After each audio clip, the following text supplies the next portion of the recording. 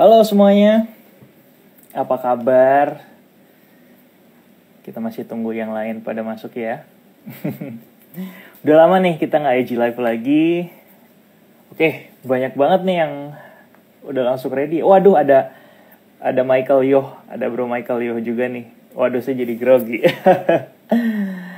Halo semuanya, apa kabar? Selamat malam. Nih Bro Michael Yoh, ajarin aku charting dong. Waduh, ngajarin master tuh kayak gimana gitu ya rasanya ya. Harusnya saya yang belajar nih sama Bro Michael Yoh nih. Oke. Wah rame banget nih, udah 750 orang yang masuk. Oke, sebelumnya apa kabar teman-teman smart trader semua? Gimana tradingnya hari ini?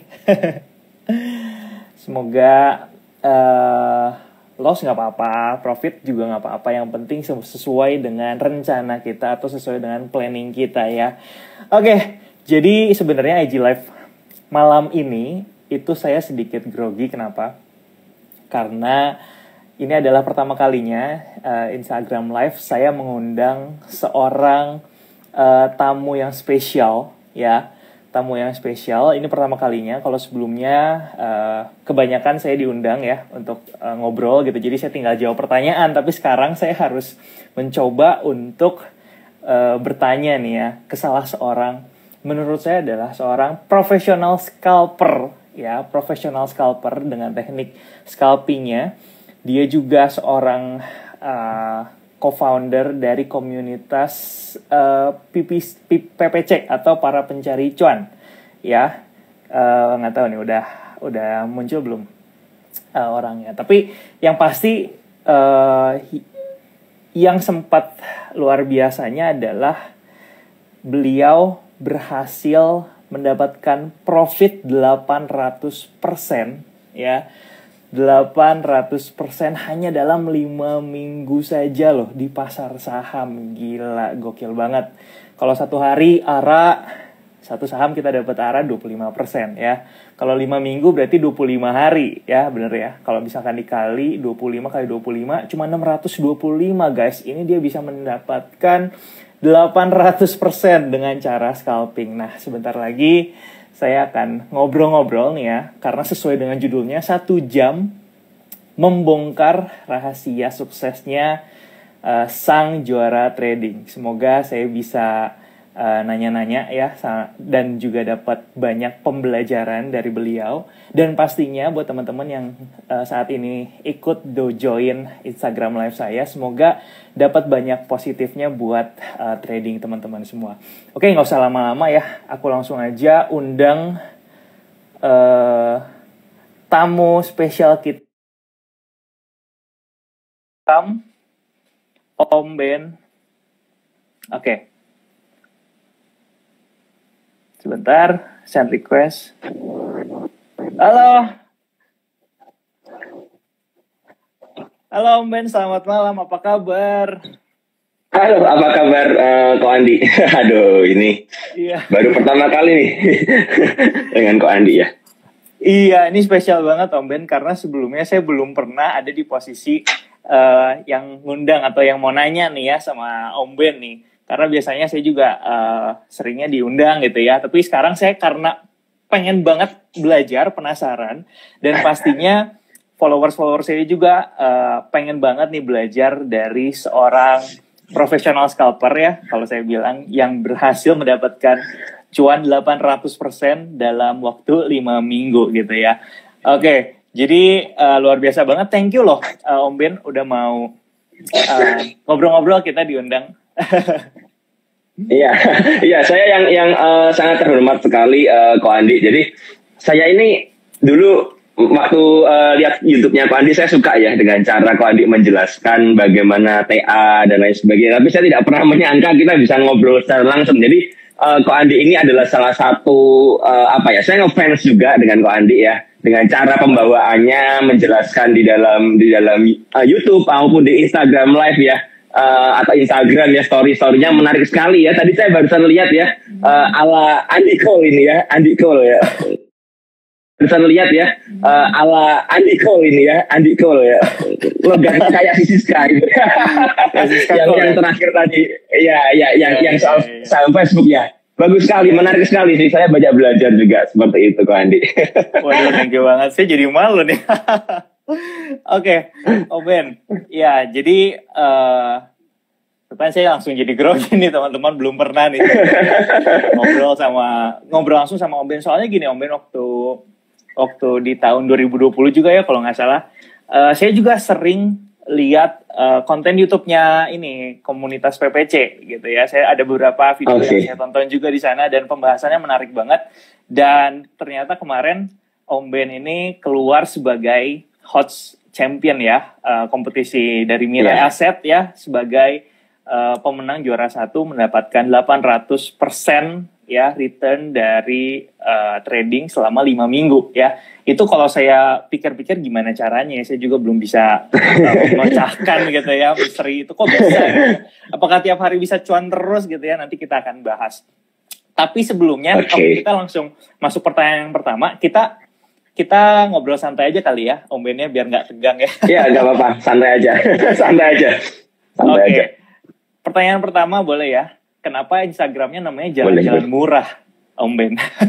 Oh, iya. Jadi itu adalah Instagram usaha saya sebelum kena pandemi ya. Jadi seperti itu. Jadi saya itu adalah seorang tour guide ya. Tour guide, saya punya perusahaan saya sendiri ya. Saya bawa tour saya sendiri bersama dengan tim saya. Dan memang waktu itu saya cari nama yang paling gampang lah ya, Jalan-Jalan Murah. Seperti itu. Waktu itu tahun 2015 ya saya buat Instagram ini. Jadi ya pada akhirnya terus berlanjut ya. Sudah ada followers sekitar 20.000. Kemudian saya pandemi ini membuat saya akhirnya berhenti ya dari Jalan-Jalan Murah dan akhirnya saya fokus ke dalam trading ya. Ya makanya saya terusin aja lah. Saya daripada bikin Instagram baru, saya pikir banyak sekali teman-teman ya, klien-klien sekarang tertarik ke dalam dunia trading ya. Saya berpikir daripada 20.000 followers ini nganggur gitu aja, ya udah saya mix aja, dan nanti misalnya sudah bisa ada pandemi sudah mereda ya, mungkin kita bisa combine ya, jalan-jalan bersama trading seperti itu ya. Mungkin itu pemikiran saya, tapi kita nggak pernah ngerti yang terjadi seperti apa ya, kita enjoy aja lah. Seperti itu aja, Ko Andi. Oke, luar biasa. Berarti sekarang masih jalan-jalan murah ya, padahal udah di rumah aja trading ya, udah nggak jalan-jalan lagi. Iya, betul sekali. Biasa Om Ben kalau bawa tour gitu kemana biasanya? Saya memang spesialisasi ke Jepang sama New Zealand seperti itu. Oh, ke Jepang sama New Zealand. Ngomong-ngomong, Om Ben ini ada keturunan Jepangnya nggak sih? Soalnya kan mukanya tuh kayak orang Jepang, bener nggak, teman-teman? Coba di komen. Nggak ada. Cuman mungkin gara-gara jadi selama beberapa tahun ya, saya bisa setahun itu mungkin di atas 7 kali atau 10 kali ke Jepang ya. Jadi selama setahun ya, seperti itu. Ketika Jepang lagi rame-ramenya dulu ya. Mungkin tahun 2018-2019 itu hampir tiap bulan malah saya ada di Jepang ya. Jadi mungkin saya separuh di Indonesia, separuh di Jepang. Jadi mungkin gara-gara itu kali wajahnya ketularan. Betul, bisa jadi ya. Oke. Nah, Om Ben, tadi kan Om Ben bilang 2018 itu kan masih di Jepang ya, atau masih sering sekali bawa tour untuk ke Jepang. Berarti kan waktu tradingnya itu nggak seperti sekarang dong, yang fokus bisa trading setiap hari di rumah gitu ya, buka market bisa lihat chart. Nah, kalau ngomong-ngomong, Om Ben sendiri ini awal mula kenal dunia saham atau dunia trading itu tahun berapa dan dari mana sih kok dari mana bisa kenalnya gitu, Om? Saya tuh termasuk newbie ya saya bilang ya, karena mungkin Ko Andi jauh lebih lama daripada saya. Saya itu kenal market itu tahun 2017 dan bulan September itu. Jadi benar-benar baru. Waktu itu diajak teman baik saya ngajakin saya, ayo ini ada prospek nih, kamu harus belajar nih, trading ini bagus untuk ke depan. Ya saya seperti orang-orang biasa yang nggak mengenal market ya, saya skeptis lah awal, berpikir trading itu kayak judi atau apa, sesuatu yang ya berbau seperti itu ya, seperti judi dan lain sebagainya ya. Tapi pada akhirnya karena teman ini mengajak saya dan menawarkan kamu saya ajak, dan saya ajak bukan cuman saya ajak trading aja, tapi saya ajak ke komunitas yang dimana kamu bisa belajar. Nah itu yang buat saya tertarik karena ada komunitas, ada tempat di mana saya bisa belajar. Kalau saya nggak ada tempat untuk belajar, saya nggak akan pernah mau sebenarnya waktu itu. Seperti itu Kak Andi ceritanya waktu itu. Oke. Jadi diajak teman ya waktu itu ya bareng-bareng trading dan akhirnya ketemu komunitas PPC ini ya berarti ya Om Ben ya pertama kali ya? Belum. Belum. Bukan. Jadi ya waktu itu saya ketemu sebuah komunitas di mana foundernya sudah berpulang ke rumah Bapak ya beberapa bulan yang lalu seperti itu ya. Jadi komunitas itu komunitas swing trader dan alirannya follow the trend seperti itu. Jadi pertama langsung diajarin bagaimana cara following trend, lalu pasang trailing stop dan lain sebagainya. Itu membantu banget saya di mana gara-gara itu saya nggak pernah ngalami yang namanya loss besar-besar banget sih, nggak pernah. Gara-gara ya awal-awalnya udah diajarin main ke saham. Dulu saya masih ingat banget Indi itu masih di harga 600 kalau nggak salah dulu. Saya punya beli Indi juga ya, waktu itu Indi naik dari 600 kemudian ke 4000 dan lain sebagainya. Itu diajari bagaimana following trend seperti itu. Oke, menarik banget. Berarti pertama kali Om Ben ini kenal dunia trading, habis itu diajarin tentang trading itu pertama kali masuknya ke aliran swing trading dulu ya, belum mengenal scalping ya berarti ya seperti yang sekarang ya. Oke, jadi iya betul. Aliran swing dulu. Oke, aliran swing dulu. Nah, yang bikin saya penasaran, Om Ben ini kenapa bisa dari swing ini akhirnya pindah ke aliran yang scalping kayak sekarang? Jadi ceritanya bulan Februari 2018 waktu itu marketnya kan ya saya berpikir sebagai seorang pemula waktu itu saya berpikir wah market ini naik terus nih kan waktu itu akhir tahun 2017 itu kan Windows dressing yang termasuk salah satu yang terbaik menurut saya yang pernah saya alami. Jadi saya beli apa aja itu profit. Jadi ya seorang pemula bisa profit terus itu senang sekali dan saya jujur aja satu portofolio itu equity growth-nya sampai 50% waktu itu di bulan Januari. Nah tapi saya lupa kalau memang mungkin saya juga nggak mengerti ya ada yang namanya fase koreksi setelah puncak-puncaknya Windows dressing dan Januari effect seperti itu ya. Dan tiba-tiba itu portofolio saya itu menyusut jadi 30% dan semua kena trailing stop itu hanya dalam 3 hari. Itu saya cukup shock berat itu. Wow gila ini gue ngumpulin lama nih. Saya ngumpulin lama bisa growth 50% selama 3 bulan lebih. Habis dalam 3 hari, habisnya menyusut hampir separuh seperti itu. Dan itu membuat saya cukup shock ya. Dan akhirnya saya sempat nanya-nanya ke teman, ini kenapa market seperti ini gitu loh. Teman bilang hati-hati ini berpotensi bentuk double top. Saya nggak ngerti double top ini apa lagi ini double top ya. Saya mulai belajar sejak itu, chart pattern dan lain sebagainya dan pada akhirnya saya menemukan bahwa ini memang marketnya mulai berbalik arah seperti itu ya. Dan semenjak itu swing itu sangat susah sekali. Jadi baru mau beli udah kena cut loss ya. Kita mau buy on breakout kena cut loss terus. Kita mau follow the trend nggak bisa, nggak ada trennya kan waktu itu. Saya nggak ngerti dan saya akhirnya berpikir ini rasanya kok ada yang nggak bener ya. Ada sesuatu yang ada nggak mungkin nih market cuman begini aja. Saya nggak rela cuman trading begini aja, cuman banyak kena cut loss, stop seperti itu dan pada akhirnya saya mencoba mencari solusinya bagaimana dan saya jujur aja waktu itu di mulai bulan Maret 2018 saya itu hampir mengikuti semua grup yang ada di Telegram kan nggak ngerti itu. Saya lihat ada grup yang main saham gorengan, saya masuk sebulan nggak cocok, langsung 1 hari 2 hari saya langsung keluar. Saya melihat wah ini kok nggak asik grupnya, saya keluar masuk sampai akhirnya ketemu PPC. Jadi waktu itu saya ketemu PPC, ngobrol sama foundernya PPC Pak Hidayat seperti itu, saya join ya dan saya mulai belajar tuh. Saya waktu itu belajar sahamnya kok aneh-aneh, ini saham apa lagi, mainnya saham CSIS, lalu waktu itu masih ada saham BAPI ya, POSA dan kawan, ini saham apa gitu ya. Saya biasanya bahkan Tram aja waktu dulu saya jarang pegang karena nggak berani main saham Tram yang harganya dulu masih 150-an sekitar segitu. Nah tapi di PPC ini diajarin ya. Akhirnya saya juga belajar dan kembali ketika saya belajar saya menginvestasikan dana yang nggak terlalu besar, dana kecil aja seperti itu supaya kalau loss juga nggak terlalu gede kan.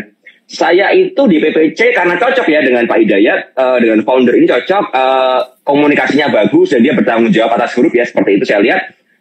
Oke, saya memutuskan saya mau belajar di sini dan saya perpanjang itu tiap bulan. Dan selama 6 bulan pertama saya belajar trading gorengan itu nggak pernah cuan.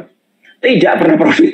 Itu benar-benar selama 6 bulan saya harus mengadjust ya bagaimana dari swing ke scalping itu nggak pernah profit dan bagaimana saya harus belajar terus. Karena begini, saya lihat di WPC ini ada teman-teman yang profit.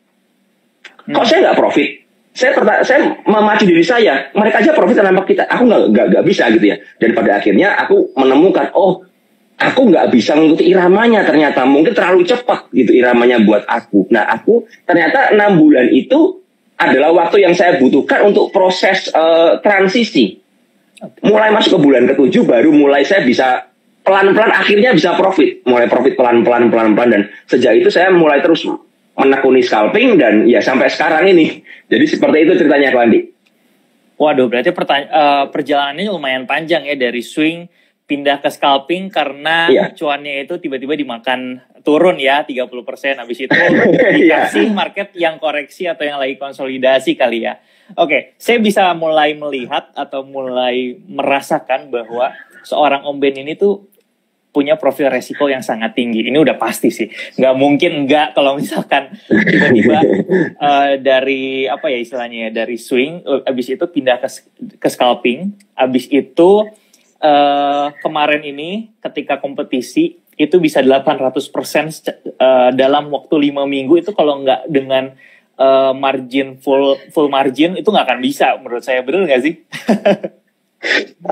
Sebenarnya saya nggak pernah pakai margin ya, karena begini, saya mengerti bahwa kapasitas saya ya pada waktu ikut kompetisi itu kan saya ikut kelas premier ya. Jadi premier itu kelas dari 200 juta ke atas modalnya. Saya memakai modal minimal. Saya isi 200 juta, lebih sedikit, sekitar 202 kalau nggak salah. Jadi ketika saya masuk ya saya nggak pernah pakai margin. Karena kenapa nggak pernah pakai margin? Karena di Mire itu gorengan nggak bisa pakai margin lah. Bagaimana bisa pakai margin di saham-saham seperti kayu, kapas waktu itu? Nggak bisa. Jadi akhirnya saya memutuskan saya memakai sekali masuk 100 sampai 150 juta. Itu minimal segitu ya. Jadi kenapa bisa 800%? Karena saya keluar masuk terus. Jadi ketika ada saham yang bergerak, saya tabrak seperti itu, bergerak naik, kemudian saya merasa udah cukup, saya keluar bertahap ya, Nanti dia mulai terkoreksi dan lain sebagainya, saya masuk lagi, jadi saya masuk keluar terus. Kenapa bisa 800? Karena saya gulung terus itu, compounding terus. Compounding. Itu memang benar kok Andi yang bilang profil resiko saya sangat besar ya. Jadi saya sempat down juga di minggu kedua, saya itu minggu paling loss buat saya seperti itu ya, karena selama 2 hari itu saya loss ya. Lossnya itu sampai mungkin menggerogoti 20% dari modal ya. Jadi minggu kedua itu saya hilang dari klasemen seperti itu. Dan akhirnya minggu ketiga saya bisa mulai menemukan ritme saya kembali. Saya balap lagi seperti itu. Jadi benar-benar itu gulung terus. Jadi kalau teman-teman di sini melihat ada beberapa di kompetisi Mire ya, ada yang bisa ratusan %. Saya wajar ya ketika saya melihat portonya seperti itu, saya bisa mengerti karena cara bermainnya adalah menggulung terus, apalagi yang kelas-kelas semut atau kelas Champion League yang dananya lebih kecil ya, seperti itu lebih mudah menggulungnya ya. Jadi misalnya mereka punya dana 10 juta, digulung terus aja. Jadi sekali masuk 10 juta, nanti udah keluar dapat profit 1 juta kan, jadi 11 juta kan, 11 juta tembak langsung semuanya. Jadi profit lagi misalnya jadi 13 juta, tembak terus menerus. Tapi memang ketika loss, ya pasti lossnya akan gede karena kita all in terus ya. Makanya benar-benar harus super disiplin itu. Jadi scalping ini memang benar-benar super disiplin dan benar-benar teman-teman harus mengerti apa yang teman-teman lakuin. Dan saya bisa ngomong seperti ini dan bisa mengalaminya karena ya itu proses yang saya alamin. Bahkan dulu kok Andi, saya boleh cerita ya, ketika saya kan ini pekerjaan kantor. Saya itu kantornya online, nggak ada kantor nih ceritanya. Saya jarang ketemu orang seperti itu. Saya jarang sekali. Saya kalau ke Jakarta itu paling ketemu beberapa klien, kita ketemu di PIK atau mana gitu ya, ketemu di kota gitu ya. Lalu setelah itu ya juga ya udah nggak pernah ketemu. Dan sehari-hari saya lakukan dari tahun 2017 itu ketika saya kenal market ya saya di depan layar terus dan saya mengamati pergerakannya. Jadi ternyata itu membuat saya terasa. Saya bisa mengamati pola dari pergerakan sebuah saham. Jadi dan saya mengerti di saham-saham gorengan yang tertentu itu polanya itu berulang terus, itu selalu sama dan itu ternyata masuk dalam otak saya ya. Jadi benar-benar saya bisa ngerti dan saya bisa punya feeling ini bakal ke sini nih bakalan nih. Ini pergerakannya bakal ke sini, sahamnya bakal ke sini. Bahkan saya itu suka dengan saham-sahamnya Pak Beni Cokro seperti itu. Makanya saya namanya Om Ben ya, karena itu awal mulanya. Jadi saya dipanggil teman-teman saya, udah kamu pakai Om Ben aja karena kamu bisa menaklukkan sahamnya Pak Beni Cokro yang waktu itu sangat volatil sekali ya. Waktu itu terkenal di saham Posa, dan bahkan saya ini bisa dapat ya Posa waran, saya masuk 6.300.000 ya, average 21, saya masuk 3.000 lot, saya bisa keluar dari harga 346 waktu itu. Jadi saya dari 6.300.000 bisa profit 90 juta hanya dalam waktu 20 menit. Jadi itu benar-benar ya, ini karena mainan saya, ini dunia saya gitu. Ini dunia saya terus-menerus udah di dalam ini gitu loh. Jadi buat saya itu waran, kemudian saham-saham alien, saham-saham setan yang bid overnya hilang-hilang itu adalah makanan sehari-hari saya gitu loh. Jadi makanya ya ini adalah hasil ya mungkin dari pengorbanan saya, perjuangan saya selama saya belajar. Bahkan ketika saya baktor di Jepang ya, ketika ada free time gitu ya, saya pegang HP, saya langsung keluarin HP, saya buka market. Saya waktu itu bisa nyopet pakai HP juga. Jadi seperti itu. Jadi saya belajar pakai HP. Saya pakai 2 HP gitu ya. Saya lihat dengan 2 siklus yang berbeda, dengan 2 analisa, broker summary dan lain sebagainya. Saya yang satu buat eksekusi, satu buat analisa. Jadi sudah terbiasa sekali. Bahkan saya pun di mana-mana saya terbiasa banget untuk pegang itu, untuk pegang HP ya. Nah, setelah COVID ini baru mulai pada akhirnya saya pakai laptop, pakai PC, pakai versi desktop dan lain sebagainya. Pada dasarnya awal-awal saya cuma pegang HP ya. Bahkan kadang-kadang kalau saya lagi di kafe gitu ya, saya ada 3 HP, saya keluarin semua, saya jajan semua, dan itu sekuritas yang berbeda semua, saya analisa satu persatu, dan itu memang ya sudah kebiasaan setiap hari ya. Jadi ya ini ada, menurut saya ini adalah hasil dari yang selama ini perjuangan saya tiap hari lihat market ya. Memang dulu ya, jujur aja lihat market itu rasanya kayak membosankan. Saya nggak ngerti apa yang harus saya lakukan. Tapi saya mulai belajar ketika ada saham yang bergerak, ada Pak Hidayat waktu itu kasih stock pick ya. Saham A, ini area buy seperti ini. Saya mulai coba analisa. Analisanya bagaimana? Saya mulai cari. Oh ini, saya tanya ke Pak Hidayat, kenapa area batasnya di sini? Kenapa supportnya di sini? Kenapa targetnya di sini? Dan waktu itu Pak Hidayat buka kelas ya, kelas scalping gitu. Kelas ilmunya PPC, dan sampai sekarang saya belum paham dengan kelas ilmunya Pak Hidayat. Jadi benar-benar itu, waduh, itu ilmunya semua ada perhitungannya, itu benar-benar kayak matematika, dan waduh gila banget ini, kalau kayak gini mampus aku bilang itu. Dan pada akhirnya, tapi saya akhirnya bisa menyerap sebagian ya, dan mengkombinasikan dengan style saya, dan akhirnya terbentuklah saya yang sekarang ini. Jadi ini adalah hasil dari dari saya mau berproses dan mau belajar setiap hari dengan tekun seperti itu. Dan jangan lupa ya, saya 6 bulan nggak pernah profit. Dan selama 2 tahun saya trading 2017 dan 2018 yearly tahunan ya, saya tidak profit. Dan tapi itu nggak membuat saya menyerah. Itu nggak membuat saya menyerah. Baru di 2019 secara setahun saya baru membukukan profit sampai sekarang. Jadi benar-benar 2017 sama 2018 adalah proses saya untuk belajar terus. Dan saya mau bilang, kalau kita bekerja keras ya, kita berjuang ya, nggak akan berkhianat hasilnya kok. Itu aja sih sebenarnya. Itu aja Pak Andi menurut saya. Setuju banget Om Ben. Ada satu hal sih yang saya tangkap nih dari cerita panjangnya Om Ben ya. Dari awal mengenal market 2017 nih sampai sekarang akhirnya bisa jadi champion gitu ya. Saya melihat bahwa apa yang Om Ben lakukan adalah dengan sepenuh hati sih menurut saya. Karena Om Ben merasakan bahwa ini adalah salah satu challenge atau tantangan saya yang harus bisa saya taklukkan, yang harus bisa saya ambil kayak gitu. Kalau misalkan ada yang bisa sukses seperti tadi Om Ben bilang Pak Hidayat gitu ya, pasti saya juga bisa gitu ya. Itu kan mentalitas yang sebenarnya menurut saya itu salah satu mentalitas yang sangat positif dan sangat diperlukan di dalam trading. Saya banyak sekali kenal mungkin orang-orang yang udah terjun lama di trading, mungkin dari 2012, 2013, tapi sampai sekarang ternyata masih belum memiliki pemahaman yang atau mindset trading yang benar gitu ya. Nah, kalau saya melihat dari Om Ben sendiri ini cukup menarik ya, karena di awal perjalanan yang Om Ben cari itu adalah seorang mentor ya, seorang tempat di mana Om Ben bisa berlabuh dan bisa belajar dengan benar di situ. Menurut saya itu adalah poin yang penting, karena saya banyak melihat, apalagi di setelah tahun 2020 kena COVID, terus habis itu PSBB, PPKM, banyak orang-orang yang mungkin melirik pasar modal ini sebagai salah satu aktivitas yang bisa ditekuni gitu ya untuk mencarikan income tambahan. Betul. Tapi mereka menurut saya cara mereka belajar itu mungkin beda sama caranya Om Ben dari dulu gitu. Mungkin mereka sekarang ngelihat saham, udah gitu cari di sosial media, cari informasi saham apa yang bisa saya beli gitu ya. Jadi mereka tuh fokusnya itu cari rekomendasi atau cari bisikan lah saham apa nih yang besok bisa naik. Karena banyak banget DM yang masuk ke saya, kok beli saham apa nih besok? Kok apa yang bisa naik, benar kan ya?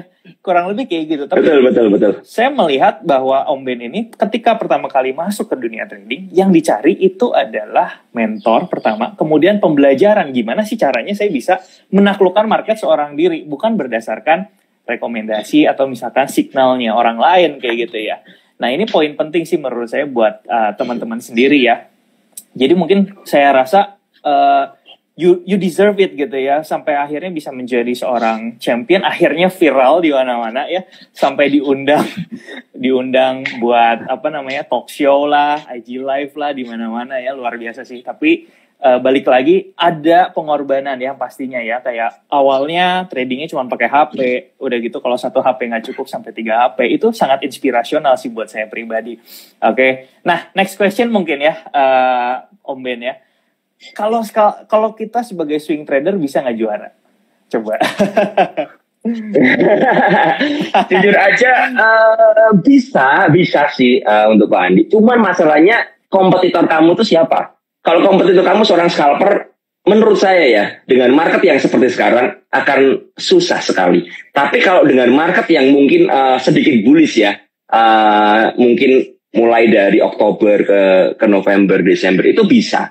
Tapi intinya adalah begini, yang dicari dari kompetisi adalah persen return yang tertinggi kan. Jadi misalnya kita mau swing ya, seperti itu ya, mungkin bisa aja, tapi harus all in yang pasti kan. Karena begini, kalau kita bisa menemukan satu saham yang tepat dan tiba-tiba beggar saham tersebut ya, beggar ya, kan ada beberapa saham yang tiba-tiba kayak dulu ada saham Zebra atau apa yang dari harga 50 ke harga 700 mendadak. Nah itu bisa langsung juara kan, seperti itu ya. Jujur seperti ini, saya ini di PPC ini kan kemarin kita mengadakan kompetisi tuh. Adain kompetisi sama streamernya cuma untuk member aja. Jadi untuk member aja ya dengan dana 10 juta aja, kecil-kecilan aja, karena kita mau semua member ikut ya supaya belajar bersama. Dan ternyata yang juara itu bukan orang yang scalping. Jadi ya mungkin ada hokinya juga ya. Dia itu beli BBYB waktu itu dari harga 800 dia jual di 1.800. Dia juara, dia 140% hanya gara-gara BBYB. Setelah itu dia nggak pernah trading lagi karena mungkin kesibukan dia. Saya tanya dia tuh ternyata tuh punya toko, dia jaga toko gitu loh ya, dia berjualan toko gitu ya. Dia nggak bisa scalping lah. Bisa menang ya, tapi ya harus ketemu dengan saham yang tepat seperti itu ya. Mungkin ada faktor keberuntungan juga ya, dia all in di BBYB waktu itu di harga 600, BBYB ke harga 1.800, dia jual bertahap seperti itu. Jadi menurut saya nggak ada yang mustahil. Tapi ya chance-nya itu mungkin lebih kecil daripada seorang scalper ya. Jadi harus benar-benar menemukan saham yang bisa beggar gitu aja sih sebenarnya. Karena yang dicari kan kembali lagi persentase dari return portofolio seperti itu kan Andi. Oke, luar biasa. Jadi swing trading sebenarnya ya harus momentumnya harus benar-benar dapet ya, baru ada chance untuk bisa juara ya. Oke, nah saya penasaran nih Om Ben. Kalau dengan posisi Om Ben sekarang, mau nggak balik lagi ke swing trading? Atau tetap nyaman di scalping aja? Atau misalkan Om Ben, kalau menurut saya scalping itu adalah sebuah teknik atau sebuah gaya trading di mana kita benar-benar membutuhkan energi, fokus, ya kan? Karena ibaratnya ketinggalan 1 tik 2 tik aja udah berubah semuanya ya, strategi atau planningnya gitu ya. Menurut Om Ben sendiri nih ya, apakah Om Ben dari awalnya yang swing trading begitu masuk ke scalping ini nyaman dengan segala fokusnya, kemudian energinya yang dihabiskan tiap hari, karena itu benar-benar harus fokus? Atau Om Ben punya gaya trading sendiri yang mungkin lebih santai ketika trading scalping seperti itu? Kalau saya pribadi, saya itu punya dua portofolio yang terpisah ya. Jadi saya punya portofolio swing ya, dan saya punya portofolio untuk scalping. Jadi benar-benar scalping ini benar-benar ya saya gunakan untuk scalping aja. Tapi yang untuk swing ya benar-benar untuk swing. Jadi benar-benar nggak pernah saya lihat-lihat terlalu berkala. Jadi saya hanya lihat, oh saham ini saya mau incer area buy, saya pasang buy pagi-pagi. Udah ya udah gitu aja. Dan kenapa saya memutuskan scalping? Jadi seperti ini Pak Andi. Ini saya punya pemikiran yang mungkin beda dengan teman-teman ya. Saya itu waktu itu memulai modal itu cuman 50 sampai 100 juta kalau nggak salah ya, dengan hasil kerja saya sisihkan seperti itu. Saya berpikir kalau saya masuk seperti BBRI, bagaimana saya bisa mengembangkan 50 juta ini bagaimana sampai 500 juta ya? Ya kan butuh waktu yang sangat lama sekali. Dan itu membuat saya akhirnya berpikir harus ada cara lain di mana saya harus bisa mengembangkan dana saya ini menjadi 500 juta atau berapa seperti itu, tidak dengan cara swing saja. Dan itu saya terapkan. Jadi begini, supaya teman-teman di sini juga nggak salah juga ya. Hasil dari scalping ini saya sisihkan masuk ke dalam swing. Jadi ketika marketnya tidak memungkinkan untuk scalping, saya sudah siap untuk switching ke swing ya. Jadi saya langsung tarik semua dana di scalping. Sebagian besar saya pindahkan ke swing seperti itu, karena saya pribadi juga tahun lalu ketika Windrest saya tuh ikut saham konstruksi, saya dapat gain tuh cukup besar ya, di atas 100% di saham ADI waktu itu ya. Dan saya juga ajak anak-anak PPC, kemudian saham BRIS dan kawan-kawan. Tapi ketika nggak ada momentum yang seperti itu ya, saya akhirnya kembali ke swing dulu. Jadi swing saya ini tujuannya adalah untuk melipat gandakan modal, lalu dipindahkan ke scalping ini melipat gandakan modal untuk pindah ke swing. Jadi seperti itu. Jadi makanya gara-gara scalping ini ya, dari bulan Maret 2020 saya itu habis-habisan saya cut loss semua itu gara-gara marketnya hancur kan. Itu saya sisa dana itu mungkin sekitar 120 jutaan. Dan sampai akhir tahun akhirnya saya bisa dapat 1 M. Gara-gara saya scalping terus ya. Scalping, swing, scalping. Saya kombinasikan terus ya. Dan gara-gara itu akhirnya saya bisa berlipat-lipat terus ya, karena sudah mencapai 1 M ya. Kemudian saya sisihkan lagi ya, saya pakai sebagian untuk scalping lagi ya, sisanya masuk ke swing seperti itu ya. Jadi saya benar-benar memang bagi portofolio itu, dan itu ya itu yang ide saya. Jadi saya itu scalping tujuannya adalah untuk melipat gandakan modal dulu, karena modal saya nggak terlalu gede. Nah, kalau saya sudah mencapai titik tertentu ya, saya tidak akan ya scalping ini hanya karena sudah kebiasaan ya, sudah saya bermain asik aja. Dan yang perlu diketahui adalah saya itu punya target harian.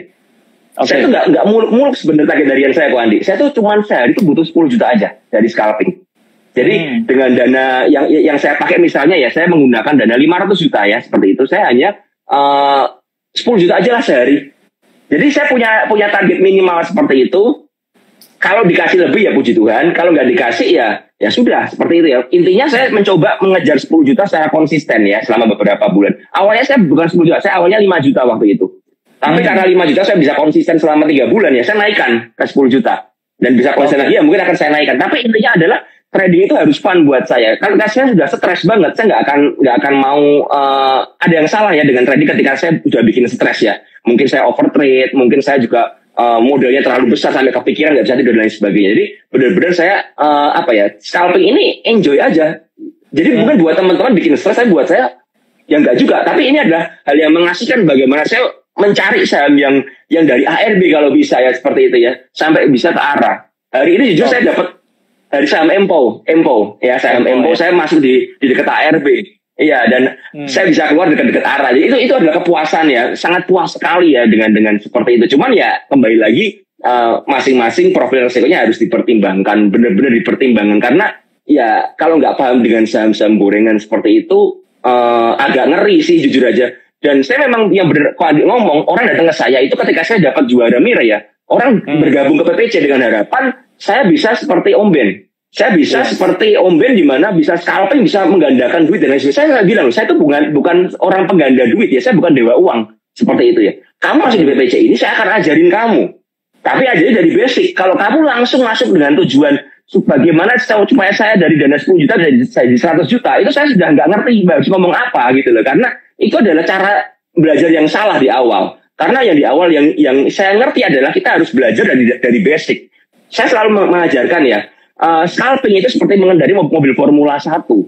Ya, kalau kita masih belajar mobil, kita nggak mungkin dong langsung megang Formula 1 langsung bisa kecelakaan dan meninggal dong.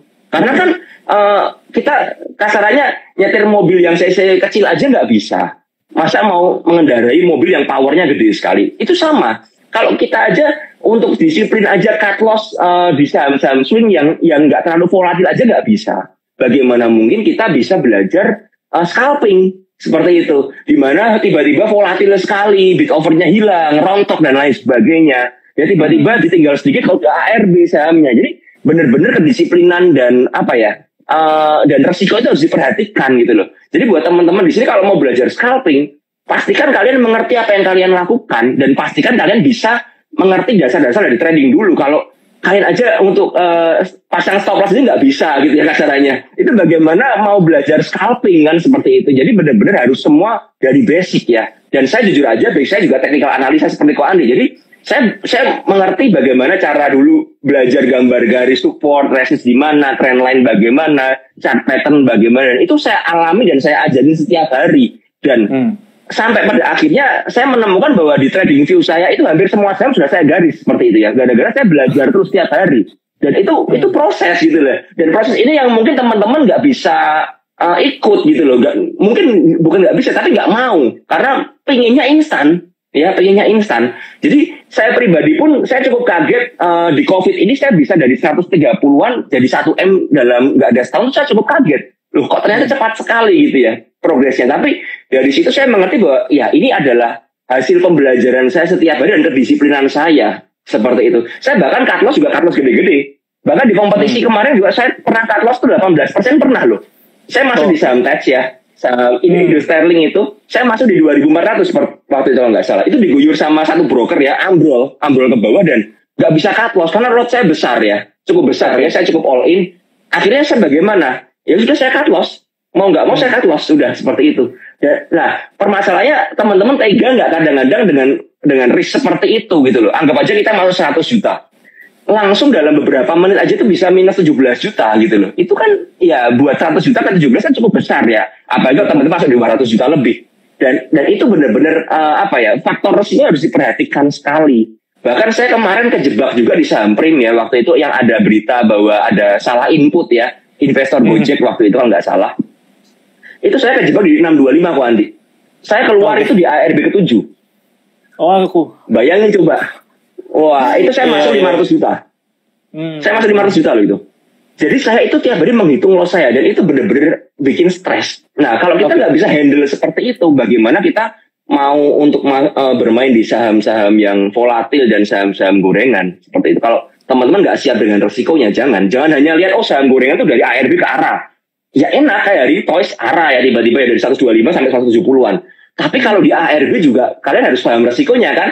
Betul. Sama kayak saham PTDU tiba-tiba open ARB kan hari ini kan naik sedikit atas ARB. Saya yakin banyak sekali teman-teman yang kejebak di saham PTDU itu nggak bisa keluar karena memang yang jualan itu adalah broker khusus ya, yang pagi-pagi itu bisa cepat jualan. Bahkan teman-teman mungkin sekuritasnya yang agak lemot seperti itu ya, mau klik sudah ARB udah nggak bisa. Nah teman-teman siap nggak dengan resiko-resiko seperti itu? Nah itu yang harus dipertimbangkan kalau mau masuk ke scalping. Kalau nggak siap ya udah main saham-saham yang aman kayak BBRI, kayak BBNI itu jauh lebih aman ya. Telkom itu aman sekali. Tapi kalau siap dengan faktor risk profile seperti saya ya silakan kalau mau belajar seperti itu aja kalau menurut saya Andi. Iya jadi high risk high return ya pastinya ya Om Ben ya. Nah betul. Yang menarik dari sepanjang pemaparan tadi Om Ben berbicara ya. Yang saya tangkap itu, Om Ben itu menuturkan sesuatu yang sebenarnya menurut saya pribadi ya, jauh lebih penting daripada hanya sekedar analisis doang. Benar kan? Karena kalau menurut saya bisa memiliki sebuah analisis. Om Ben punya satu analisis. Om Ben bisa share ke saya nih analisisnya, ya kan? Tapi yang membedakan mungkin nanti adalah psikologinya. Mungkin saya nggak siap. Mungkin Om Ben udah terlatih selama kurang lebih beberapa tahun gitu ya, dan siap menghadapi market. Nah, menurut saya, Om Ben itu ada di satu level yang udah yang udah tahu bahwa trading itu mungkin jauh lebih penting masalah mental atau psikologinya. Mungkin psikologi ketika kita menjadi seorang swing trading dengan psikologi ketika kita menjadi seorang scalper gitu ya, itu kan pasti beda sekali ya. Tekanannya juga beda, pemilihan sahamnya beda ya, benar ya. Nah, boleh nggak saya tanya kayak gini? Boleh nggak saya simpulkan bahwa scalping atau jadi seorang profesional scalper kayak Om Ben punya tingkat kesulitan yang jauh lebih tinggi daripada seorang swing trader. Iya, betul. Saya sangat setuju sekali itu. Saya sangat setuju bahwa scalping ini memiliki tingkat kesulitan yang jauh lebih tinggi daripada swing ya. Makanya saya tadi bilang kan, teman-teman belajarnya dari swing dulu ya. Intinya saya tidak mengecilkan swing ya seperti itu ya, tapi saya lihat risk profile-nya ya seperti itu ya. Swing itu seperti kita mengendari mobil yang nggak terlalu kencang ya, yang pelan ya. Kita ikutin trennya ya, kita nyantai ya. Kita mulai average up ya, mulai pasang stop loss dengan resiko-resiko tertentu. Tapi kalau scalping itu sudah fast moving ya. Itu kalau udah mengendari mobil itu bukan cuma mobil yang cc besar, tapi menurut saya itu Formula 1. Di mana sekali injak itu langsung bisa melesat seperti itu, dan sekali injak salah ya bisa langsung kecelakaan dan bisa fatal. Itu menurut saya scalping itu seperti itu, Ko Andi. Iya, luar biasa banget ya. Berarti memang di sana ada harta karun yang lebih besar, di situ juga ada resiko yang jauh lebih besar ya. Ini saya lihat komennya. Ko Michael lagi rame banget nih, lagi nontonin kita. Saya sempat nontonin ini juga loh, kemarin antara swing trading versus scalping ya, antara Bro Michael versus Mas Bekti ya waktu itu ya. Itu juga seru sih. Itu juga seru, saya ikutin kurang lebih selama 2 jam gitu ya. Dan di situ memang membuka sekali sebuah edukasi atau informasi di mana mungkin pertama kali kita sebagai seorang pelaku pasar masuk ke dunia saham, di situ kita pertama kali biasanya kita memilih antara menjadi seorang investor atau menjadi seorang trader, ya kan?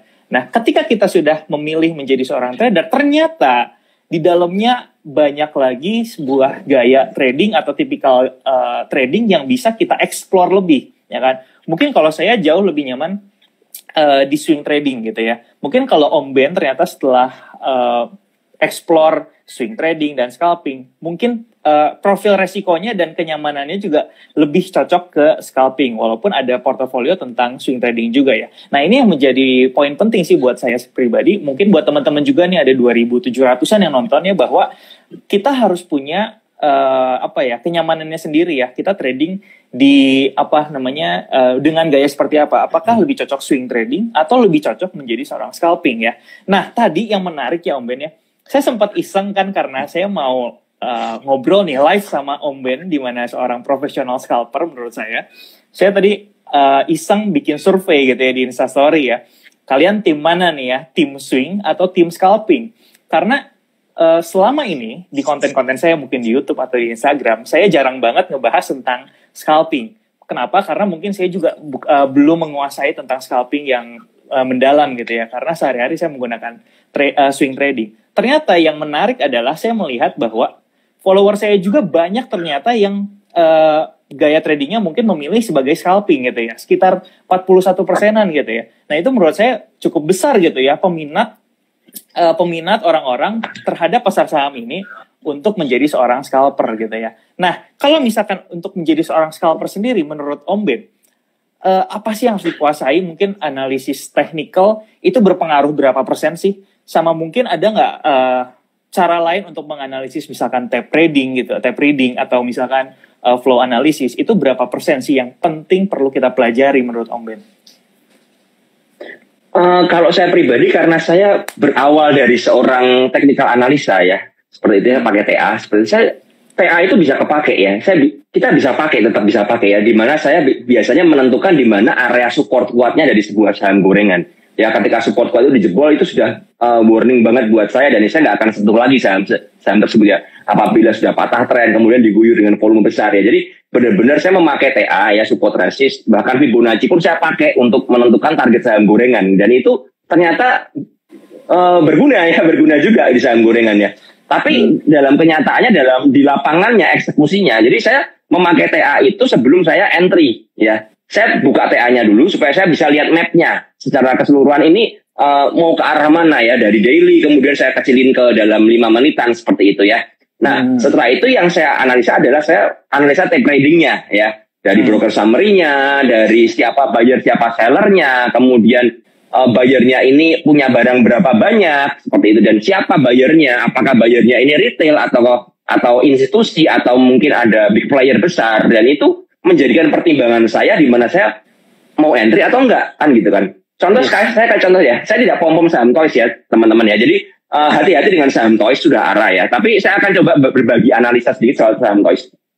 Kalau teman-teman perhatikan saham Toys hari ini, itu ada satu broker namanya CS ya, dan itu akumulasi, terus menerus akumulasi. Saya nggak ngerti apakah MG dan CS ini satu tim atau enggak. Saya nggak ngerti. Tapi yang terjadi hari ini seperti ini kalau teman-teman perhatikan. CS itu beli di bawah cukup banyak. Saya tadi masih melihat CS itu terakhir sebelum arah di sebelum sesi 1 berakhir. CS itu punya 100.000 lot lebih di average 138 kalau nggak salah. Tapi yang naikin ini MG. Dan MG ini cara naikannya luar biasa. Dia tektok terus. HK guyur, HK guyur, HK guyur, HK guyur sampai ke atas. Jadi benar-benar saya masuk juga di saham Toys. Saya melihat bahwa ini kok ada sesuatu yang berbeda dengan cara main MG. Seperti itu ya. Biasanya MG kan naik, hajar, guyur kan, dia keluar semua. Tapi ini enggak. Dia setelah keluar ya mungkin dia punya sisa 20.000 lot, dia tambah lagi. Dia beli lagi. Nanti dia sedikit mengendur, dia keluar lagi. Dia masuk lagi, dia keluar. Sampai dekat arah, tadi akhirnya MG itu barangnya tinggal sedikit kalau nggak salah. Jadi MG ini punya barang mungkin nggak terlalu banyak lagi. Cuman saya melihat ada akumulasi dari broker-broker lain. Nah, yang kita nggak pernah ngerti kan ini satu tim atau enggak nih? Ya, CS sama MG dan kawan-kawan satu tim atau enggak? Cuman kalau saya hanya menyimpulkan gampangnya seperti ini. Kalau mereka bergerak bersama-sama, ya mereka satu tim gitu aja. Karena tidak ada yang saling bunuh di situ ya kasarannya. Itu ada pemain besar semua dengan lot yang jumbo-jumbo, tapi nggak ada yang saling bunuh. Tapi ada tugas mereka sama, yaitu membuat Toys bergerak naik ke arah. Ya. Nah dari situ saya bisa melihat ini ada CS, ada MG. Nah dari situ saya bisa memutuskan apakah saya mau memutuskan scalping di saham ini atau enggak. Ya kan seperti itu. Saya akhirnya memutuskan untuk entry. Ya untuk entry memang agak mengkhawatirkan karena tadi itu mengerikan sekali. Saya masuk di 150-an jujur aja. Itu naik ke 155, tiba-tiba semua bitnya tuh tipis hilang. Jadi kan bitnya kan tebel tuh, hilang semua, diguyur kan. Tapi sampai bawah kita ada lagi yang tadi saya bilang. Jadi dia HK, ya dia dia jualan ya supaya orang ikut HK ya barang dia pasang di over seperti itu. Kemudian dia guyur, dia cabut semua bit, dia guyur sampai bawah, dia tahan lagi MG. Jadi cara mainnya seperti itu, jadi tektok-tektok aja. Dan itu kalau nggak terbiasa ngeri gitu loh, karena memang mengerikan sekali ya. Jadi dia naik pingpong kanan kiri sampai akhirnya naik dan naik. Jadi bener-bener di situ saya memutuskan ya udah saya ikut entry dan saya diam di dalam dah. Dan itu cara saya. Jadi ketika saya lihat secara TA-nya bagus ya, kemudian saya lihat siapa penjual, siapa pembeli, siapa aktor di baliknya ya. Kalau aktornya itu konsisten dan lain sebagainya ya kenapa kita nggak ngikutin. Cuma kembali lagi ya, jangan sampai kita terlalu agresif ya dan mengabaikan faktor resiko. Jadi teman-teman harus punya risk profile ya seperti dan di semua saham itu ada pola-pola permainan yang harus diperhatikan ya. Jangan sampai kita kemudian diguyur ya kayak tadi ceritanya, kita takut kita cut loss ya. Udah cut loss dinaikin lagi, lama-lama rusak psikologis kita. Jadi benar-benar teman-teman harus di sini mengerti apa yang teman-teman lakukan ya.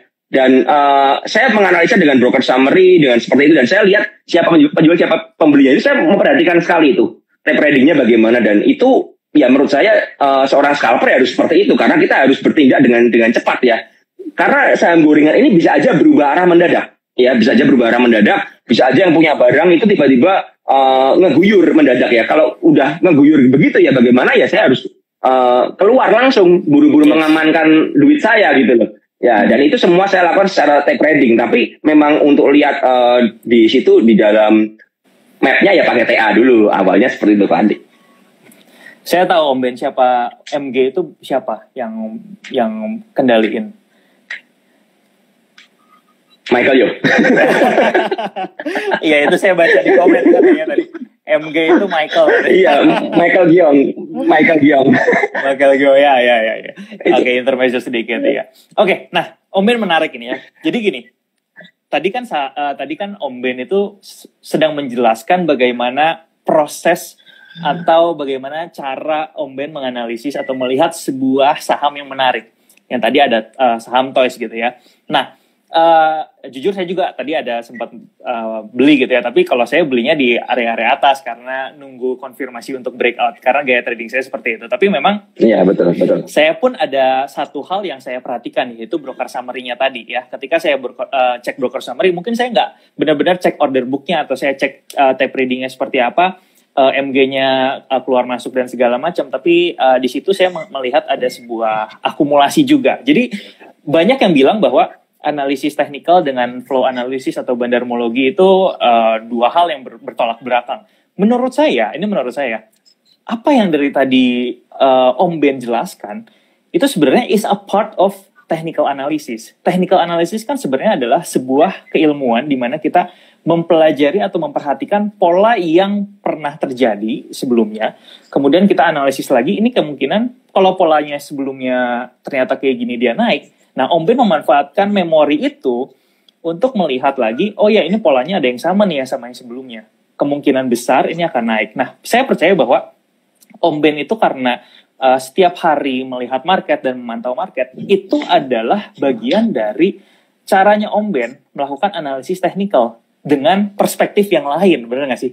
Mungkin tidak mengandalkan grafik gitu ya, tidak mengandalkan grafik, tapi mengandalkan data yang lain, yang disuguhkan yang lain, yaitu broker summary gitu ya, atau order book keluar masuk. Karena buat saya itu adalah it's a part of technical analysis juga.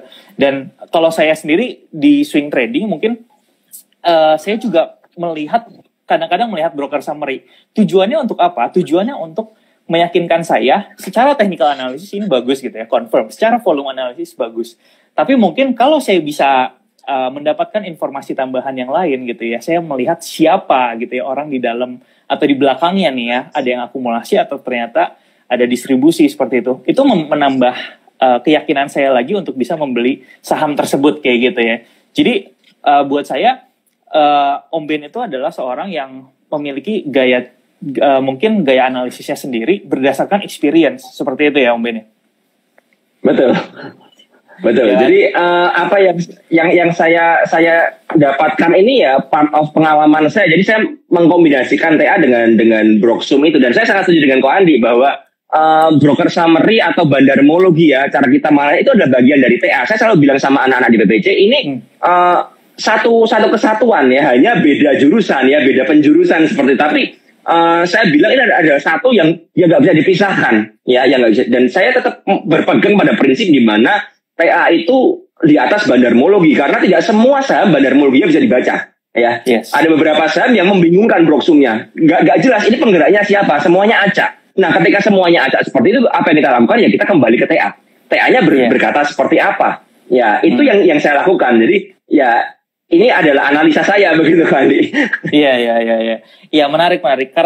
Karena kenapa saya suka juga gitu ya trading di pasar saham Indonesia, karena banyak sekali data atau informasi yang sebenarnya bisa kita akses, yang sebenarnya bisa kita manfaatkan untuk menambah keyakinan analisis kita sendiri ya. Jadi nggak cuma TA aja nih, kita bisa manfaatkan tadi broker summary untuk melihat probability-nya dengan apa? Dengan mempelajari polanya kan. Oh ini kalau misalkan ada yang akumulasi, kemungkinan besar harganya akan bergerak kemana dan seperti itu ya. Oke, mungkin ini pertanyaan yang merupakan tantangan ya. Om Ben berani nggak kalau scalping di pasar kripto? Ada yang nanya tadi soalnya. Saya pernah, tapi saya menyadari sekali bahwa di pasar kripto, terutama di future-nya ya, itu scalping yang sangat penuh resiko ya, sangat penuh resiko, di mana future, apalagi kita memakai leverage yang lumayan besar ya, yang di atas 20 kali, mungkin 50 kali atau 75 kali, itu risknya besar sekali. Saya pernah melakukannya, pernah berhasil dan pernah gagal, pernah kena liquid juga pernah seperti itu. Tapi ya kembali lagi karena jujur aja buat saya kripto ini adalah main-main aja ya. Saya tidak pernah serius di kripto. Intinya saya sudah siap, misalnya saya memasukkan dana, ya sudah hilang aja nggak apa-apa. Jadi benar-benar karena saya mengerti, karena dunia kripto ini lebih susah ditaklukin ya. Dan kembali lagi saya punya prinsip seperti ini. Kalau saya merasa ada yang lebih susah ditaklukin, saya bisa melakukan yang mudah. Kenapa saya harus cari yang susah? Yeah. Dan itu berlaku di saham juga ya. Di saham juga ada beberapa saham yang susah saya analisa. Ketika susah, saya nggak akan masuk ke saham tersebut. Mau itu bagus, mau aram, nggak peduli saya. Jadi saya merasa kalau ada saham A yang saya nggak bisa analisa, saya akan skip. Ya karena prinsip saya sama. Kalau ada yang lebih mudah, kenapa cari yang susah gitu kan? Kalau ada, kan di IHSG ada 700 emiten tuh, kenapa harus milih yang susah? Sama kalau ditanya apakah saya berani di kripto, beraninya berani aja. Tapi kalau dengan modal yang sebesar di dalam saham, saya nggak berani. Karena buat saya ini difficulty-nya jauh lebih susah begitu loh. Dan ya kembali lagi ya, karena saya sudah settle di dalam market IHSG. Buat apa saya harus mencari-cari masalah di dalam market lain yang benar-benar saya harus belajar dari nol lagi. Jadi saya juga trading di forex, di commodities, tapi ya kembali lagi trading itu hanya sebagai sampingan saja, di mana saya mengasah analisa saya, mengasah TA saya, ya itu hanya saya pakai untuk men-challenge diri. Tapi kalau saya harus trading dengan dana yang sama, yang saya pakai di saham untuk pindah ke kripto atau forex, itu saya big no lah buat saya. Saya tidak terlalu berani beresiko untuk melakukan seperti itu, karena saya ngerti risikonya bukan cuma loss, tapi margin call atau kena liquid ya, seperti itu. Jadi ini kembali lagi saya melihat, nggak ada, mendingan nggak ada. Kalau saya mau scalping ya, saya siap dana hilang. Saya 5 juta ya. Dan kadang-kadang gila ya, beberapa teman saya bilang, saya itu pernah trading di gold ya, seperti itu. Saya itu punya dana 2 juta. Kalau Andi tahu saya buka posisi berapa lot coba? Coba, menurut Andi saya buka posisi berapa lot? 2 juta itu kan kurang lebih $200 lah ya, atau $150 ya. Iya. Ya harusnya normalnya sih 0,1 sih Om Ben. 0,1 lot itu udah besar sih sebenarnya. Iya betul. Kalau Om Ben berapa? Andi tahu saya buka berapa lot? Berapa Om? 0,5. 0,5. Wow, itu gede banget loh. Tapi saat itu saya yakin sekali gold bakal rally, dan kalau Andi tahu di beberapa waktu goldnya rally dari 1.600-an ke 1.800, saya dari 2 juta saya dapat 70 juta gara-gara itu. Wow, luar biasa. Ya, jadi itu yang saya lakukan ketika saya trading di kripto atau di dalam forex ya. Jadi saya pakai dana kecil. Saya selalu bilang ya, kalau kripto ini saya mau receh jadi emas. Saya bilang gitu sama teman-teman. Saya nggak mau masuk dana 100 juta, nggak mau saya. Maksimal saya 5 juta pokoknya. Kemudian saya lipat gandakan. Bahkan waktu saya kenal kripto pertama kali di Januari ya, saya itu masuk per koin itu 1 juta. Ya, Jadi saya punya dana 5 juta, saya masuk waktu itu ada, lalu apalagi ya saya lupa, ada BNB segala. Itu saya dapat profit itu jadi 26 juta dari 5 juta. Jadi benar-benar ketika saya masuk ke dalam dunia yang baru ya, saya akan pakai dana yang kecil. Dan saya akan belajar menggunakan experience saya di market saham untuk menganalisa market yang baru. Tapi kalau gagal pun ya saya cuma kehilangan 2 juta. Nothing tulus kan buat saya. Nah itu yang saya lakukan. Jadi kalau di challenge ya saya hanya bisa bilang seperti itu Pak Andi. Iya, lagian Om Ben ini kan tipenya scalper ya. Kalau misalkan jam 9 sampai jam 3 udah scalping nih di pasar lokal Indonesia, habis itu pindah lagi ke kripto yang 24 jam buka, habis itu scalping lagi. Itu sih kayaknya bisa gempor ya Om Ben ya. bener bisa stres. Bahkan saya pernah merasakan titik di mana saya tidak mau lagi megang forex atau kripto lagi karena benar-benar sudah jenuh. Jadi ada satu teman itu suka bahas di dalam grup, aku bilang, kamu itu jam 10 malam, jam 11 masih bahas chart melulu. Besok tuh kita masih bahas chart lagi loh, kamu tahu bahas chart lagi, saya bilang gitu sampean. Jadi saya benar-benar udahlah, enough. Buat saya kalau saya sudah profit di dalam market saham dan udah cukup buat saya enough is enough. Saya tidak mengejar bagaimana saya harus dapat banyak duit, tapi enggak, saya lebih mengejar bahwa saya lebih nyaman aja buat besok. Apalagi saya harus handle PPC kan, seperti itu, harus handle komunitas, harus kasih konsul ke anak-anak. Jadi saya menghindari lah cari gara-gara kayak gitu ya, daripada psikologis rusak dan lain sebagainya. Itu kan mengganggu saya untuk besok untuk ngurusin saham. Kalau saya sih seperti itu. Iya, luar biasa banget. Jadi sepanjang tadi kita ngobrol ya Om Ben, mungkin saya backgroundnya mungkin lebih ke swing, Om Ben lebih ke scalping ya. Tapi saya mendapatkan sebuah pembelajaran di sini. Ini menarik banget ya, Instagram Live hari ini spesial juga Om Ben karena merupakan tamu pertama yang saya undang gitu ya. Dan sampai 3.400-an nih yang nonton. Saya mau menyimpulkan satu seperti ini. Sebenarnya trading itu adalah sebuah seni ya. Tadi di mana Om Ben sendiri dalam perjalanannya dari belajar swing, kemudian abis itu kenal sebagai scalping, menurut saya itu adalah proses mengenal diri sendiri. Karena apa? Karena sebelum kita bisa menaklukkan diri sendiri, sebelum kita kenal profil resiko kita sebenarnya seperti apa sih, kenyamanannya seperti apa sih, itu kita masih belum bisa punya satu karakter gitu untuk bisa menaklukkan market kalau buat saya. Dan sekarang saya melihat bahwa dengan semua pemaparan Om Ben tadi, Om Ben itu udah di satu tahap di mana punya gaya trading sendiri, punya kenyamanan sendiri yang mungkin belum bisa semua orang ikutin gitu ya. Belum bisa semua orang jadi Om Ben selanjutnya kayak gitu. Tapi karena apa? Karena buat saya setiap trader, setiap dari kita itu punya psikologi trading yang mungkin berbeda-beda, benar ya. Jadi mungkin kalau saya disuruh ngikutin gaya tradingnya Om Ben gitu ya, saya disuruh scalping kayak Om Ben, mungkin saya bisa stres. Buat saya mungkin gak nyaman gitu ya kan? Tapi Om Ben mungkin mungkin Om Ben juga kalau saya ajakin main swing ketika kondisi marketnya lagi konsolidasi kayak gini juga nggak mungkin nyaman gitu, karena aduh biasanya gue dapat profit 10 juta setiap hari gitu ya, sekarang gue nggak dapat istilahnya kayak gitu ya. Nah balik lagi, jadi teman-teman satu hal yang mungkin saya bisa sharing bahwa mungkin saya nanti akan ngobrol juga nih sama banyak trader yang lain, bahwa setiap trader itu punya ciri khasnya masing-masing gitu ya. Saya tidak mengajarkan teman-teman atau audience atau followers untuk mengikuti 100% gaya trading saya gitu. Saya selalu bilang bahwa temukanlah gaya trading masing-masing, kenalilah market dengan kenalilah diri sendiri kayak gitu ya. Jadi memang trading itu adalah seni. Mungkin Om Ben tadi bilang bahwa scalping di satu market tadi udah capek, dan menurut saya memang Om Ben fokus di satu market yang memang Om Ben kuasai itu udah more than enough kayak gitu ya, dengan gaya tradingnya Om Ben. Tapi kalau saya mungkin seni yang saya mainkan saat ini adalah saya mencoba melihat setiap market yang ada nih ya. Karena kan saya tipikalnya adalah swing trading ya, di mana ada market bullish di situ saya coba untuk masuk di situ. Kalau misalkan marketnya masih konsolidasi, mungkin saya akan lebih konservatif di situ gitu ya, saya masuk ke market yang lain. Tapi ketika Om Ben bisa menaklukkan segala macam musim gitu ya di market, entah itu lagi rally, entah itu lagi konsolidasi, dan Om Ben bisa nyaman di situ gitu ya, menurut saya cukup gitu ya untuk seorang scalper gitu, ada di satu market aja gitu. Dan mungkin kayak tadi gitu ya, gue cuman sekedar iseng doang gitu ya untuk mendapatkan profit ketika yakin luar biasa.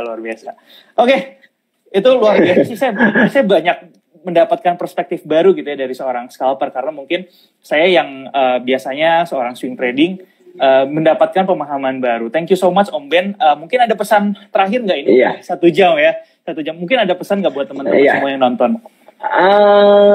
Saya cuma mau bilang seperti ini sih, jangan pernah pengen jadi orang lain. Ya itu aja dari trading ya. Kita boleh melihat misalnya teman-teman boleh lihat saya, boleh lihat Ko Andi, boleh lihat Michael Yo atau siapapun juga, Mas Bekti dan kawan-kawan. Tapi jangan pernah pengen jadi seperti mereka 100%. Karena begini, setiap orang kita punya karakter yang berbeda, kita punya kebiasaan yang berbeda, dan kita punya proses yang berbeda. Jadilah best part of yourself kalau aku bilang ya. Jadi saya dulu tidak pernah mau menyontoh ke Pak Hidayat, karena saya ngerti saya bukan Pak Hidayat. Saya adalah seorang Om Ben. Jadi saya menciptakan style saya sendiri di mana saya nyaman di situ dan saya expert di sana. Jadi benar-benar teman-teman make sure bahwa kalian itu benar-benar expert di satu bidang aja. Karena begini, buat saya ya, saya jujur aja, saya lebih suka kita fokus satu titik daripada kita harus nembak banyak ya. Wah, saya tuh pengen nih jadi ala swing ala Michael Yo ya, si gayanya itu pakai apa? MYCD atau apa tuh indikatornya Michael kan seperti itu. Kemudian saya mau ikut belajar Ko Andi nih, Ko Andi Senjaya ini, ilmunya seperti ini. Kemudian dipasang semua indikator di dalam chart. Itu buat apa gitu loh. Karena buat saya pribadi ya, saya punya prinsip. Kalau ngitung kancing aja kita bisa profit, ngapain susah-susah? Yang penting yang dicari dari market adalah kita bisa profit secara konsisten kan, seperti itu. Nah, makanya teman-teman temuin aja masing-masing kalian. Bahkan ada beberapa teman saya pribadi ya, saya itu nggak pernah pakai indikator. Saya chart saya tuh naked, cuman support resist sama Fibo aja. Kalau itu bisa buat saya profit, kenapa saya harus belajar kayak Gigi Gergaji, Ichimoku dan kawan-kawan buat apa? Yeah. Itu saya tidak mengecilkan indikator yang lain ya, maksudnya seperti itu. Tapi teman-teman temukan aja style kalian di mana. Kalau kalian sudah nyaman di sini, kalau kalian baca Broksum aja bisa profit dari swing, silakan lakuin. Itu berarti style kalian gitu loh. Kalau kalian pakai TA, pakai apa, itu bisa profit, ya udah lakuin. Dan itu diasah setiap hari. Dan saya selalu bilang ada edukasi dan evaluasi. Itu terus berkesinambungan. Kita mengedukasi diri, kemudian kita perang di market selesai, kita mengevaluasi. Hari ini saya profit atau saya loss? Kalau saya profit karena apa? Kalau saya loss karena apa? Lalu kita kembali lagi mengasah lagi, oh saya lemah di sini, ini ada salah saya FOMO misalnya, saya nggak disiplin, perbaiki di esok harinya. Makanya edukasi, evaluasi. Kalau itu teman-teman lakuin terus menerus dengan konsisten, itu akan membentuk karakter trading kita. Dan tiba-tiba di suatu titik teman-teman akan merasa, oh kok saya bisa ya, kok saya bisa profit ya, kok saya bisa mengembangkan uang saya tanpa teman-teman sadarin. Jadi berhentilah bertanya kapan saya profit, berhentilah bertanya kapan saya bisa seperti Mas Bekti, kapan saya bisa seperti Om Ben, kapan saya bisa seperti Andi. Berhenti. Tapi yang kita lakukan adalah kita belajar terus aja. Nanti suatu titik kita akan sampai di level kita di mana kita punya trademark sendiri. Dan saya selalu bilang gini juga Ko Andi. Kita itu kalau di trading itu kita belajar di market itu kita seperti chef. Nah, kalian temukan signature di kalian masing-masing. Jadi signature bener-bener ini loh. Kalau ada orang yang makan makanan ini, oh ini pasti chefnya ini. Kalau sampai kalian bisa dikenal dengan seperti itu, nah itu baru top namanya. Jadi bukan punya banyak analisa, enggak. Tapi saya cuma lihat orang dengan satu kemampuan aja, ya kemampuan khusus aja. Dia expert di sana, dia tajam sekali di sana, dia expert di sana. Itu sudah berhasil banget menurut saya daripada kalian harus menguasai banyak hal ya. Jadi misalnya kalian mau jadi scalper ya, jadilah scalper yang handal, yang jago bener, yang bisa one shot one kill kalau bisa kan, sniper gitu kan. Kalau jadi swing trader ya jadi swing trader yang sabar, yang bener-bener bisa beradu dengan market, adu sabar dengan market mau kemana, ayo aku ajak sabar karena kalian mungkin punya manajemen yang baik dan analisa yang bener-bener panjang. Jadi bener-bener kalian bisa strong ya, bener-bener di market gara-gara apa? Gara-gara kalian punya karakter. Jadi buat saya kalau kita nggak punya karakter ya buat apa ya? Nanti ketika marketnya berubah, misalnya ya, saya berburu ke seseorang ya seperti itu. Ajarin saya dong, kasih saya stock pick ya. Saya bisa bertahan gara-gara stock picknya dia. Nanti ketika marketnya berubah ya, stock picknya dia nggak bisa dipakai, saya nggak akan bisa cari duit di dalam market. Tapi ketika saya bisa belajar benar-benar dan saya bisa pegang dengan tajam ya, mau market seperti apa, mau jatuh bangun, mau ada tapering, mau apa masa bodoh, yang penting saya bisa profit. Nah itu yang harus kita kerja dan target kita di sana, Ko Andi, menurut saya. Seperti itu, Ko Andi. Wah, gila. Luar biasa banget, Om Ben. Find your own signature dish ya, tadi pesan dari Om Ben. Dan saya setuju banget sih tadi Om Ben bilang bahwa cukup satu gaya aja, atau cukup satu teknik atau gaya trading kita sendiri yang mungkin menjadi signature kita, yang kita latih terus-menerus, itu bisa menaklukkan market dengan gaya kita sendiri ya.